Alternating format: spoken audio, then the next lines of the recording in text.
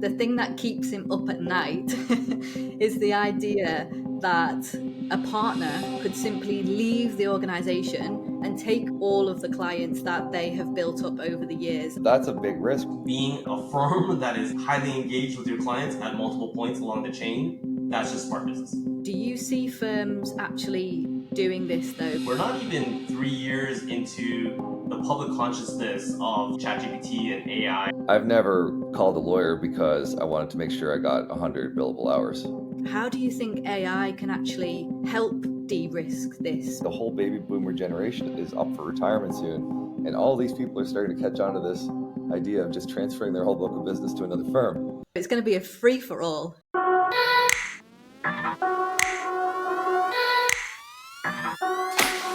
One year ago, a law firm founder told me their biggest fear.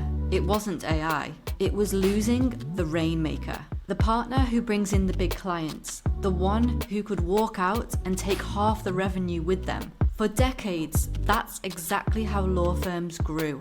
But things are shifting. AI isn't just automating admin. It's democratizing business development. This doesn't replace your Rainmakers, it amplifies what makes them great, so you're not left exposed. So growth doesn't depend on one person, because the real risk isn't losing your Rainmaker, it's building a law firm that only works if they stay. Today I'm sitting down with Jody Glidden and James Wang, the founders of Postilize, a groundbreaking AI platform that's transforming how law firms build relationships and win business. Jody is a serial legal tech entrepreneur and the brains behind Introhive, a leading CRM intelligence platform. James is a BlackBerry veteran who led global ISV strategy and secured over 30 million in partner-driven revenue. Today we talk about a topic that I've never heard people discuss before. Will AI kill the traditional law firm Rainmaker? So, Jody, do you think that law firms really want everybody to be a Rainmaker, or do you think that they actually prefer control to be concentrated at the top? Yeah, I think that depends on whether or not you're one of those Rainmakers. I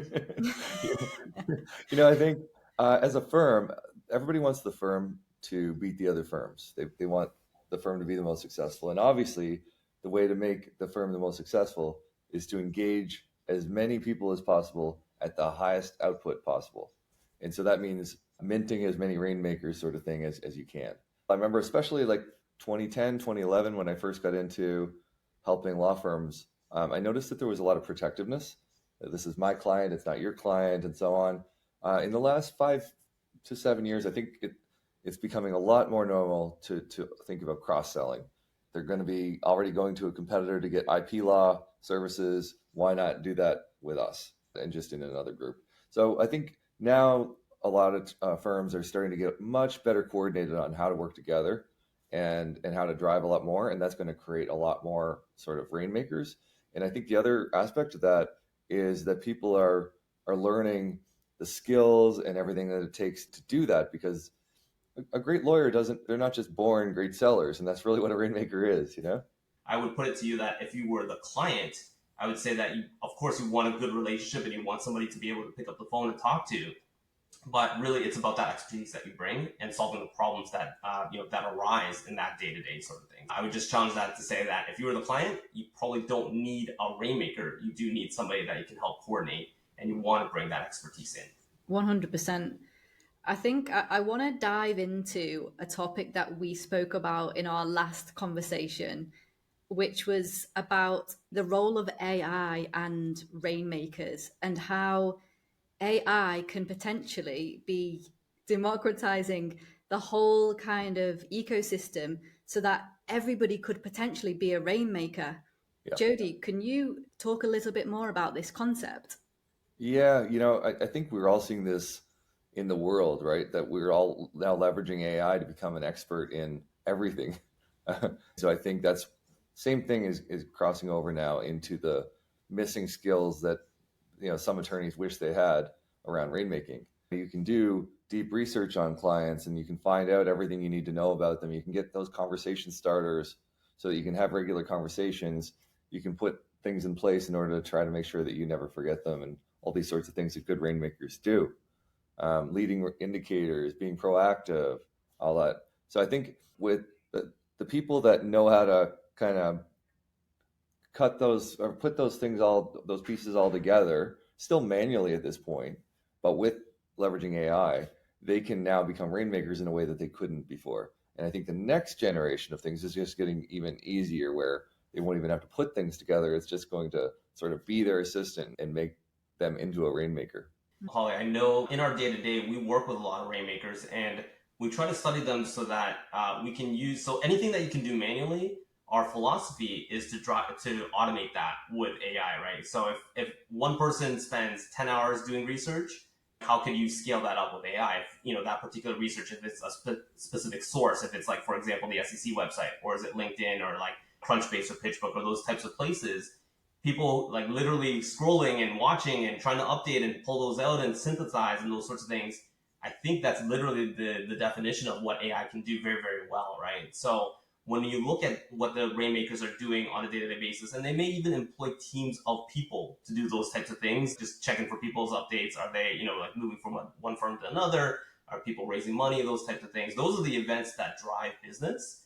And from an AI perspective, it is extremely well placed to replicate the mundane day-to-day type stuff that can, if you can compress that, it could turn, let's say, regular, BD type activities from multiple hours in a day to a couple of minutes right away, sort of thing. Instead of having to figure out how to like squeeze that juice out, it's already been, juiced for you and you're ready to go, sort of thing. So the speed of it is really just taking off. And I think people really need to take advantage of that, because if they don't, they're going to be left behind by the people that are. I do totally agree with you that if people don't implement AI to help them do these things and make everything completely more efficient and automated, then they will be left behind. Do you see firms actually doing this though? Because I speak to a lot of law firm owners and pretty much none of them are doing this.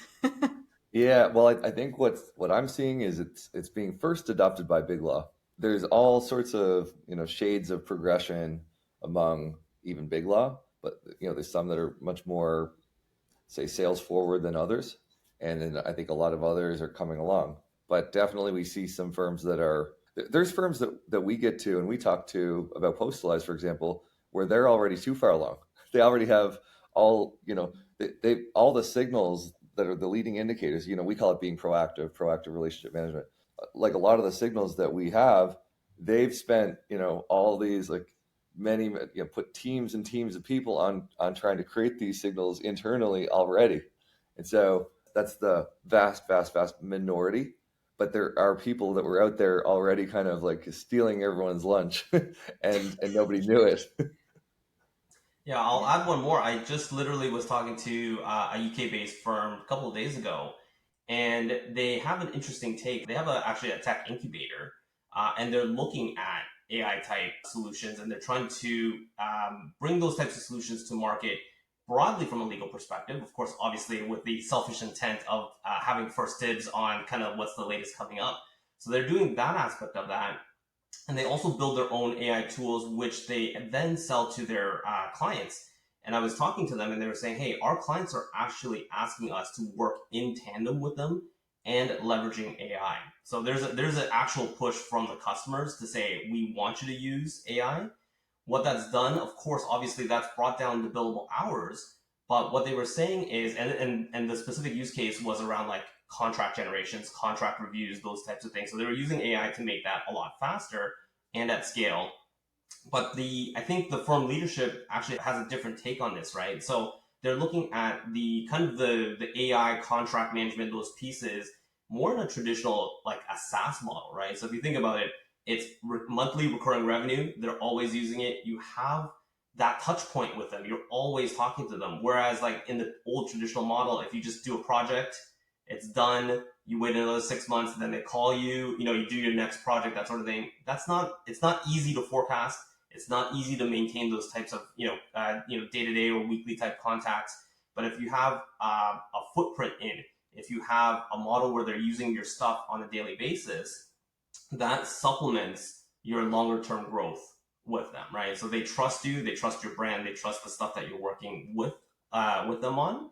And then when the higher margin type projects come up, you are their first call. So having that kind of forward thinking view overall in terms of the relationship with your clients, I think that's the best way to look at that, and looking at AI in terms of a way to help you maintain that constant contact. So there's an example of how a law firm looks at AI. It is a supplement. It's not going to take away their work. Wow. So, what was the reasoning behind the client saying that they wanted the firms to use AI? Was the main reason to strengthen the relationships and have a better open communication with the law firm?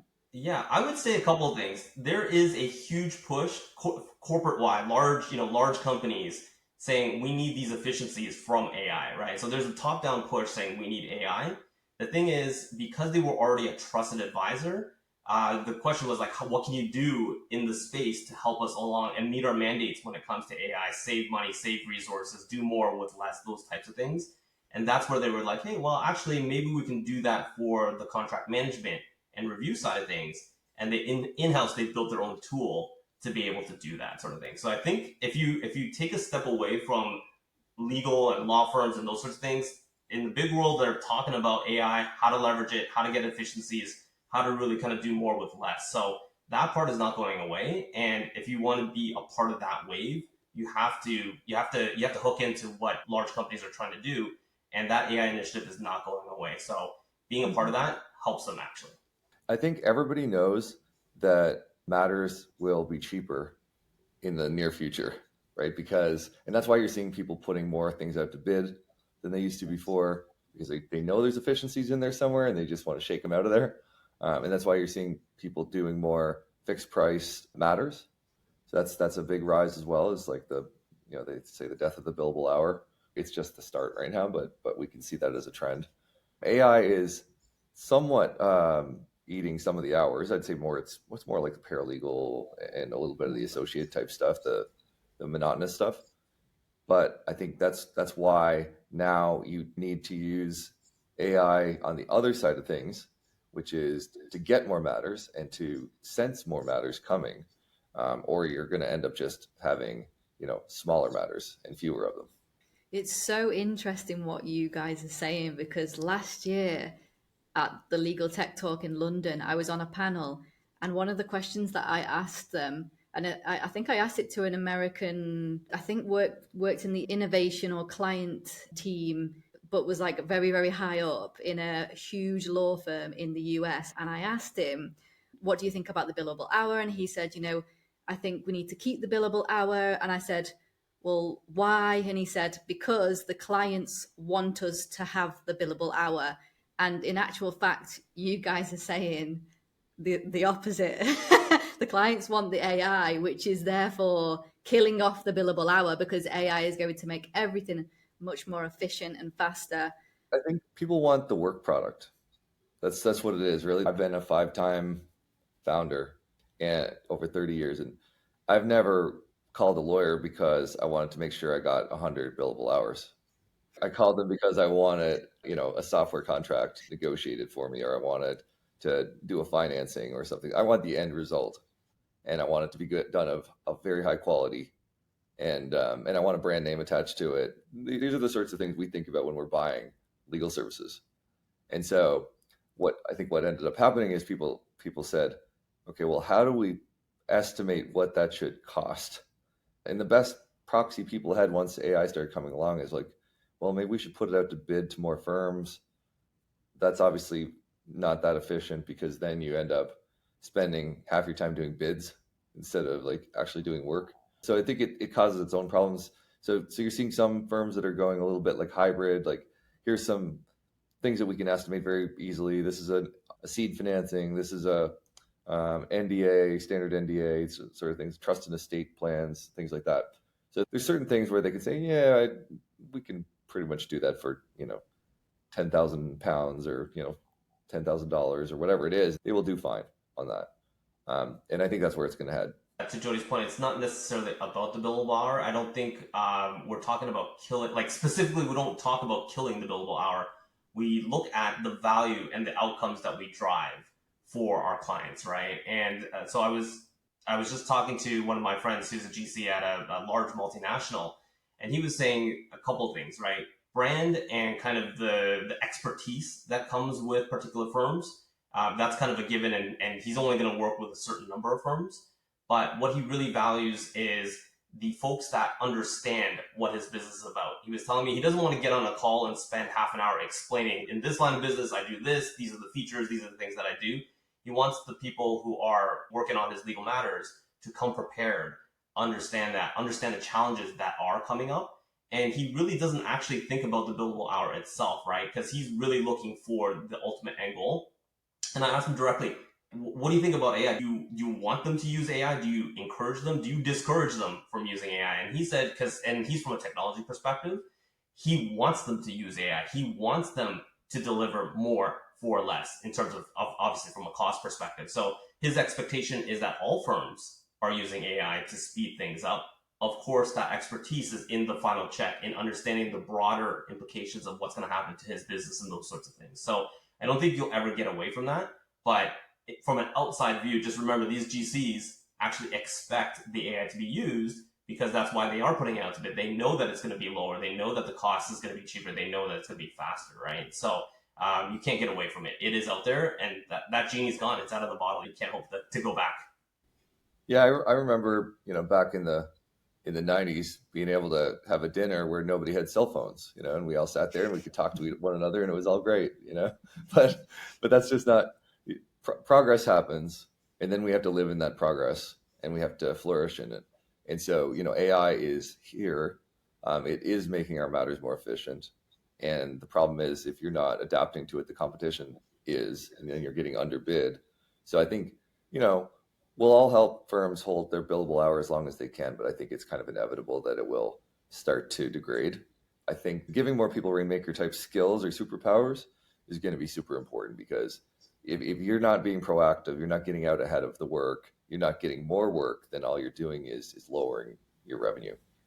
Mm-hmm. We should probably also touch on the idea of multi-threading, and then also you want to kind of spread your risk around, right? Like if you think about it, if you have one Rainmaker that has, let's say, one of your top 25 accounts, anything can happen from a risk perspective. That Rainmaker leaves, that Rainmaker unfortunately gets sick, anything could happen. Their main contact at the other place leaves. What can you do? That sort of thing. The idea of multi-threading, owning multiple relationships within your client, having other people within your firm know the people, being able to pick up the phone, talk about the issues that they, are facing, those types of things. It's good risk management. You don't want a single point of failure. You don't want only one person driving the bus when it comes to managing a super huge relationship, right? So that idea of democratization of, multiple points of contact and discussions, because you never know where that next matter is going to come from.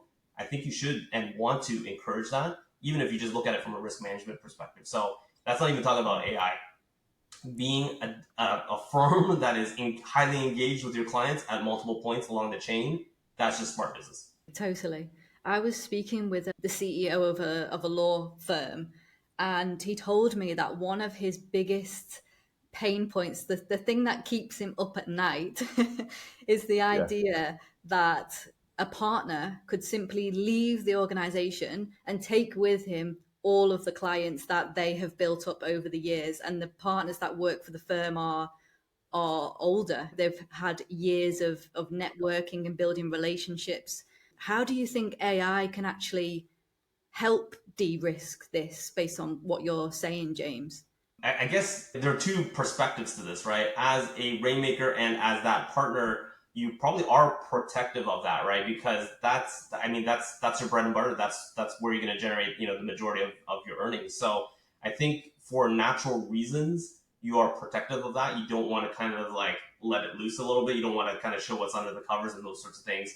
But I think as a firm, and to my previous point, you have to de-risk those types of things, right? If you're trying to make sure that your firm thrives, taking advantage of AI to do things like helping with your communications, helping other people make those contacts and connections, understanding cross-selling type opportunities.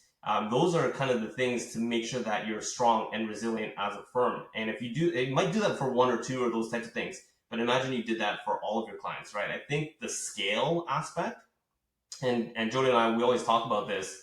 Typically, firms will like tier their client base, like tier one, tier two, tier three. The reason is they don't have enough resources to dedicate to every single person. They can't always call them. They can't always check in. They can't do these types of things.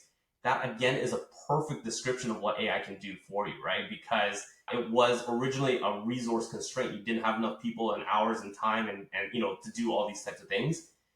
Take that back, give it to the AI aspect of that to kind of handle at least the augmentation of relationship management, building out the kind of the first steps to being a good rainmaker and being a good rainmaker across the firm sort of thing. So that's my quick take, because I think if you think about the restraints and like what's in place, the rainmakers were good because they were the ones doing that. They were the ones always looking for the latest article or the latest news and those sorts of things. How do you spread that out? How do you give that to other people so that they can recognize those things? And then, of course, keep in mind, the issues and the problems that might arise for their clients. One thing that's happening as well is the baby boomer generation, that whole dynamic where everybody is retiring soon. So I was talking to a Rainmaker the other day, and he said he's retiring in 3 or 4 years. And so he's interviewing with other firms because he's basically making a 3-year deal that, hey, I'll come over, I'll bring my whole book over to your firm, but you pay me handsomely for that, and then 3 years later I'm going to retire, and you'll keep all those clients. So that's a big risk, right? The whole baby boomer generation is up for retirement soon, and all these people are starting to catch on to this idea of just transferring their whole book of business to another firm. So how do you get around that? Well, the way to get around it is by measuring all your relationships. So kind of like the ERM, I call it old school, say the last decade's approach of like making sure that you're measuring all the relationships that you have an inventory of those, and that you have a succession plan. So you like basically you're building other relationships with other attorneys that are deep enough so that is a lot more difficult to do. That is such an interesting point about the baby boomers retiring, and then where do the clients go? It's going to be a free for all. Yeah. And I think some of the Rainmakers have sort of discussed this amongst themselves and thought like, hey, wait a second, I could probably get paid, 10 years salary for just bringing these over and working for 3 years, that kind of thing. Oh my gosh. A lot of people who listen to this podcast, I would say it's probably split 50-50 in terms of 50% are implementing AI and switched on to the idea of AI, and then 50% don't fully understand it or are maybe wanting to implement it, but they don't really know where to start and they're just kind of a little bit overwhelmed, we will say. Would you be able to explain, Jody, how AI and automation might democratize rainmaking within law firms in the future, and how things could change in a very simple way for people who don't necessarily understand AI in depth? I think in a couple of ways. So you look at how now all of a sudden there's like 10 times as many content generators as there were, maybe a decade ago. And I think that's really from two things. There's systems out there that can help you do that. And then there's also the education to help people know how to be good at it. And I think similarly in rainmaking, it comes down to two things. It comes down to the know-how, which now everybody has ability to learn how. We all have the ultimate learning machine on our laptop. And then also the processes. How do you put those processes in place?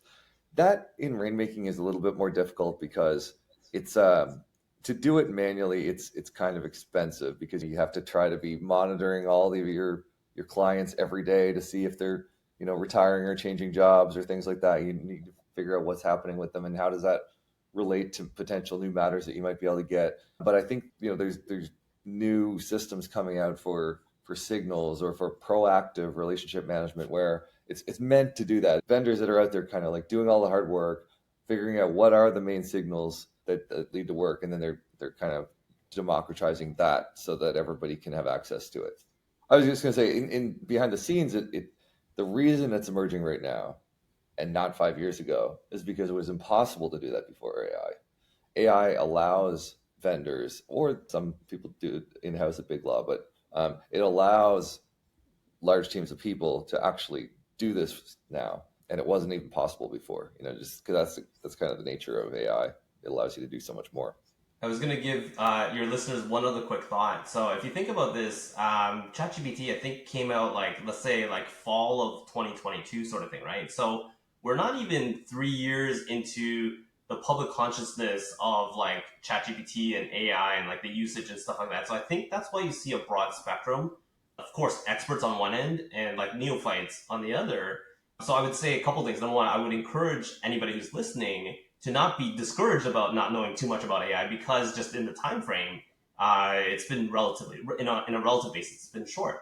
However, when somebody if I told you Google or searching, web searching and those sorts of things, it did take time for people to understand how to Google, how to find things, how to search for those types of things. There's now you could ask a 5-year-old and they could probably do that because it's just baked into their day sort of thing, right? So if you think about AI, it'll start getting more and more baked into your day. Now you just go, if you have a question, you just go to GPT and you ask hey, whatever, how many planets, or that sort of thing.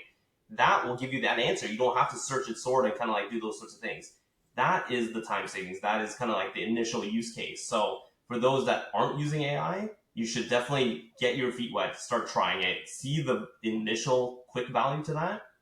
But then now when you're getting to the other end of that spectrum, this is what we're talking about.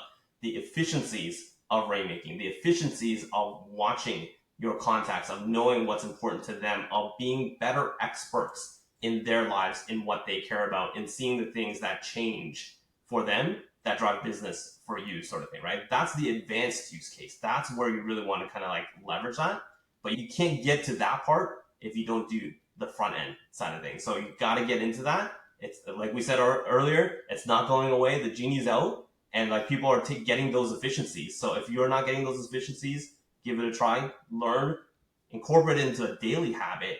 And once you see what you can get from that, just think about the possibilities that come from that. So we're playing on the leading edge, where we're trying to get more clients, more matters, more new logos, that type of thing. But that's the advanced use case. So I don't want to scare anyone, but that's the way that people are thinking right now, because that's what's going to win them business for AI. From what you're saying, it really sounds like using AI can actually help lawyers become much more human, but also valuable to their clients, because it means that they can focus on things that they weren't able to focus on before. Before they were focusing on admin and bitty tasks that would take them hours, whereas now all that stuff is done by AI, and they can actually focus on building relationships. And what you were saying, Jody, about being proactive instead of reacting to things that happen in the news or whatever. I don't know if you want to elaborate a little bit more on that point. I follow the Lawyer Talk forums on Reddit quite a bit, because it gives me a good pulse of what some of the younger lawyers are thinking about these days, the associates that are trying to make partner and everything. And really, if I compare the associates that are struggling with these questions, how do I become partner, or how do I become Rainmaker, and then I compare them to some of the best Rainmakers I know, there's really two things. One is that the Rainmakers intuitively understand that in order to turn a client into a lifetime client, you need to turn the relationship from business to personal. There's a lot of things to that. We could break that down and all this kinds of things about how you do that and everything. But that's part one, right? Is you need to be much more personal, much more connecting, much more human. And AI, ironically, can help you do that. And then part two is you have to move from reactive to proactive. And reactive, so don't just sit there, wait for the phone to ring. You are actually understanding these leading indicators. You're sort of watching things, and then you're reaching out and you're offering assistance. It doesn't have to be hey, do you want to buy some legal services? It's hey, it's been a year and a half since you raised your round. If you want any introductions for your next round of financing, we've got some great introductions. Be happy to make an intro for you. And then you're probably going to get that financing. It's those sorts of things. How would you approach it? So that we're getting into strategy now, but how would you approach it if, say, you saw something happen in the news and you knew it was going to impact either your client or a company that you want to work for? How would you approach it in a very strategic way and basically offer your services without being too salesy? Yeah, I mean, I think it depends on the level of the relationship that you currently have with them, whether they're a stranger, whether they're a current client of yours, or whether they're a current client of someone else in your firm. One of the things that ERM has provided us is it now gives a view for most firms now of what level of relationship do I have with this person or with this firm. And then from there, there's different approaches. The more they're a stranger, the lighter the touch. And so I think, if it's a stranger, it might be something as simple as like, okay, well, let's follow them on LinkedIn. Let's engage a little bit with them so that they learn a little bit about who we are. You take that over time. You'll meet other people at the firm as well, build a bit of a coalition, and then hopefully you get included on bids. You can also, I think it's perfectly sensible when something significant happens, whether it's maybe a product release or they win an award or whatever, to congratulate them, these sorts of things. Like, so you start to get noticed. I wouldn't just smash the LinkedIn congratulations button. I think that gets you nowhere. You need to stand out. I had a law firm here that we had a big financing in the fall, and they like sent me a gift. It just came in the mail. So I think they have to find a way to stand out. But that's kind of like at the early stage, right? When you don't really know them, and you just want to like sort of brand yourselves and make yourself known. If it's a cross-sell type thing, so maybe you don't have much of a relationship with them, but you are the IP group or you're the transactional group, and they're doing work in another part of the firm. I think then you need to work through introductions. That's your best opportunity, because you have an advantage there that nobody else has. And then if they're your client, I think you can be pretty much straight up, like, hey, I saw this. Have you thought about this yet? Jody, if you remember, we were just talking to one of our attorney friends, and he was saying that he works with a lot of AI and cybersecurity type companies. And he was saying that they get bombarded, right? Like newsletters and like, this and that, and like, here's the latest news and those sorts of things. And all of his GCs have been telling him, distill for me the 5 major things that I need to pay attention to, right? That's a really simple thing, right? Like, of course, obviously there's all this stuff happening. Your expertise and your ability to really crystallize the major issues and the impacts to your clients, that's what they look for. That's what that's what they need. Like kind of the regular newsletter stuff, like, hey, like this got happened and that sort of thing. That's not really going to cut it. Distill for them, because they have so many things flying at them. They just don't have an ability to process all those pieces and put it together coherently to say, this is the impact that's going to happen, sort of thing, right? That's what they've been asking for. So think about it that way. How do you distill what you know, and how is it going to impact your client? That's what they're looking for you from. It doesn't have to be a paid engagement right away. They're looking for your thoughts and how you can help them, right? I'll give you one other quick example. I was just looking on LinkedIn, and I saw that one of the folks that we're trying to break in with just did an announcement, and they had an article on Law 360. It was like, hey, they just did this new rebrand and all these sorts of things. It's been super successful, sort of thing.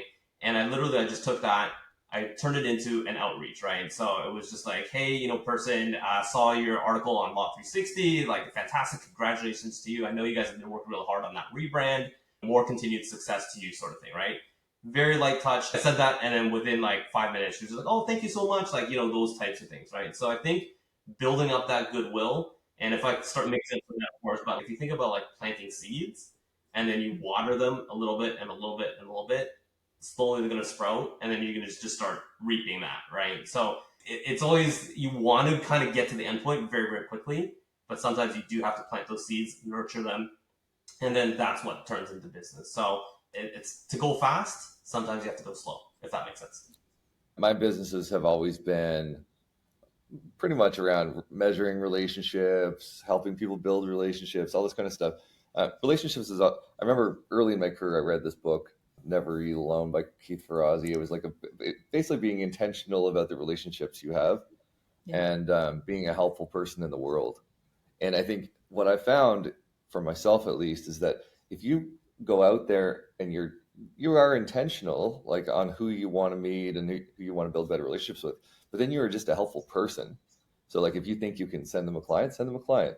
If you think you can, introduce them to an investor, do it. Introductions are free.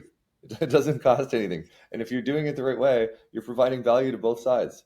So I think just being a helpful person and not constantly counting every second that you're doing makes a big difference.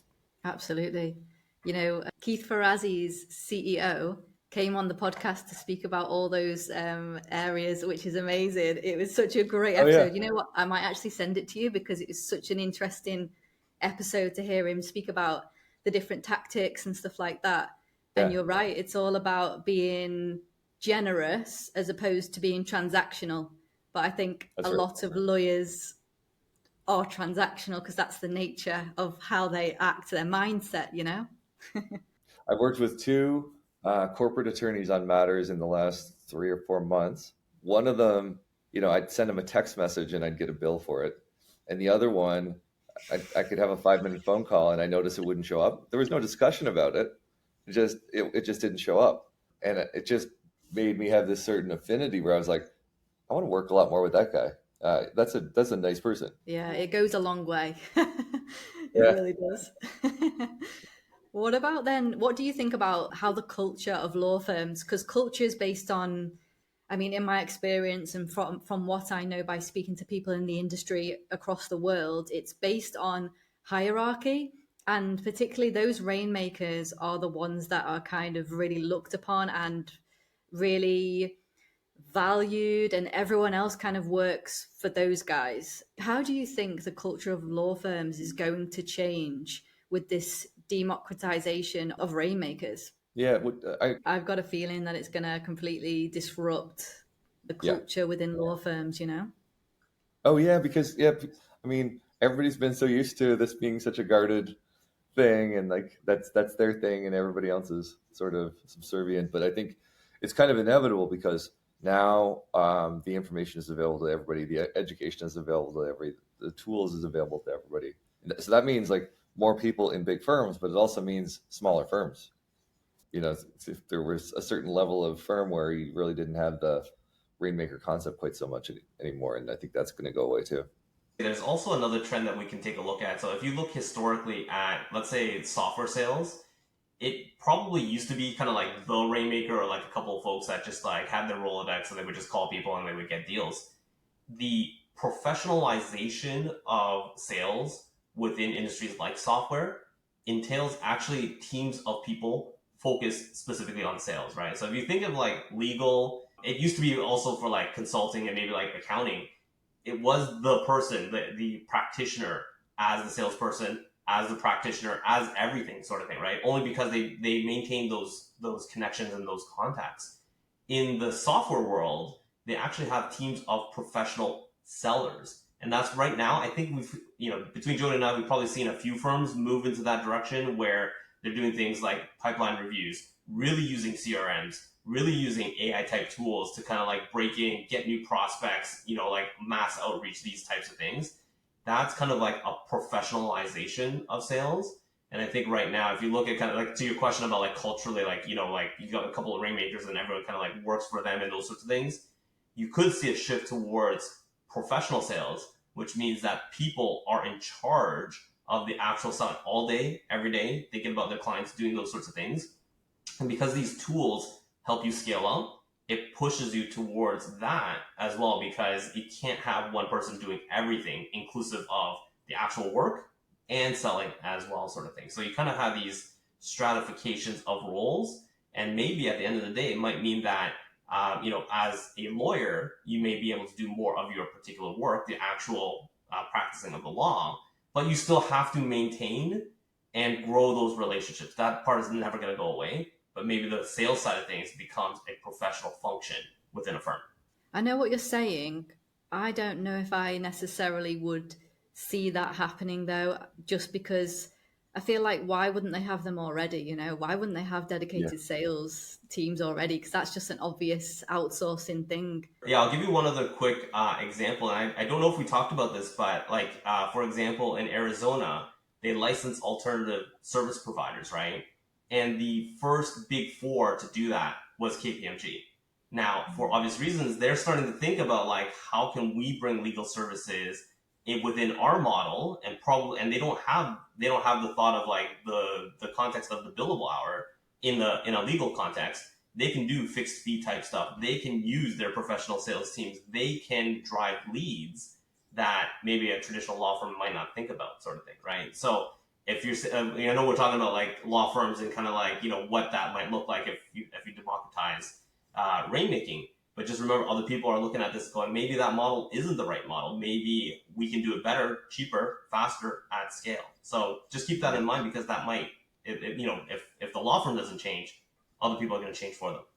So back in 2010, I started one of the world's first ERM companies. So it was basically started by measuring all of the relationships that a firm had and using those relationship signals to try to figure out when somebody might lose a client, or maybe when they had enough of a relationship that they might be able to get a client. So it was a very rudimentary kind of signal. But then when generative AI came along, I got really excited about the idea of expanding that like dramatically to all the different types of signals. I'd worked at this point for 13, 14 years with some of the biggest, we had 50 of the top 100 law firms as clients, 10 of the top 20 consulting accounting firms as clients. That's really what Postilize is all about. It's a system that we call it proactive relationship management. We think it's the next generation of where everything is headed, which is about monitoring all of the signals that could help you lose a client or help you win a client or help you win a new matter within your existing clients. It will be proactive. It will notice for you. It will even draft messages for you or take actions for you, like agent style. So you don't have to necessarily do all of this manual work. In the spirit of what lawyers and people in law firms, BD people and marketing people we don't actually do the thing. We just do the draft. And then they approve everything. Someday there may be an autopilot mode, but we know that that's not what people are comfortable with right now. So it's been a game changer because people with a much smaller team can cover 10x more sort of Rainmakers or 10x the client list. I was talking to one of the top 5 law firms in the world yesterday, and they were saying that 70% of their matters come from 10% of the clients, and so basically all the rest get ignored. So the question I had going on in my mind is like, okay, well, if they did the next 10%, do we really know that they wouldn't have a big, massive amount of matters? Because we know that there's a much different level of service going to those 10% than there are the next 10%, right? And that's the kind of thing that PRM or Postilize is going to be able to help with. Wow. James, did you have anything to add? Yeah, I think if you look at what we've been talking about, think about this. It's part of the democratization, but it's also kind of replicating your scale, right? Like think about your ideal Rainmaker. We want to take those habits and make it available to everyone, right? That's kind of the idea of AI. That's kind of the idea behind Postilize is to take those best practices and give them to everyone so that they can participate in making the firm a better customer service type firm, right? You're always paying attention. You're looking at what's going on in terms of your client's life and the events that drive that business, right? That's ultimately what we're trying to do. And I think like we talked a lot about like driving that value. We want to notice those first and allow our clients to get in as quickly as possible. That's really what it's about. Thank you for listening to this episode of More Than a